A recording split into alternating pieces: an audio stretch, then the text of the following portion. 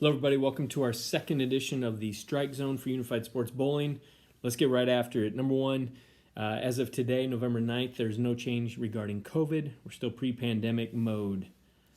I want to remind everybody, if you've got a student participating that could use a ramp or any other type of assistance device, our NSAA process includes a request for accommodation. It's linked in the document that's on the email for this week's edition. Also, the form can be found on our NSAA website.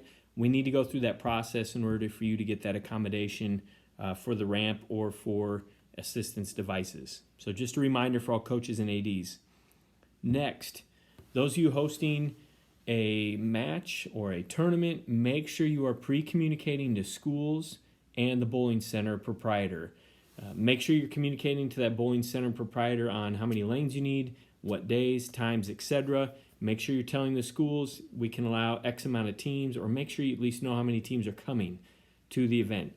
We've got a good problem going on right now between the amount of teams added to Unified Sports Bowling with the number of teams adding traditional bowling, and lanes are at a premium, so make sure we're all communicating and on the same page for any event or practice. Next, if you are a new school, got a new coach in place, maybe a new AD, I would advise you to review pages 7 to 15 in the Unified Sports Bowling Manual. Here you'll find access to how our general rules work, so substitutions, how the Baker Trio works, how you score, the contests. All of that can be found in the manual. Additionally, I've included links to past videos that I made years ago regarding Unified Sports Bowling, and I believe most of the content in those videos is still applicable to today. So if you're a new coach and you're trying to learn the sport, dive into that manual, dive into those YouTube videos.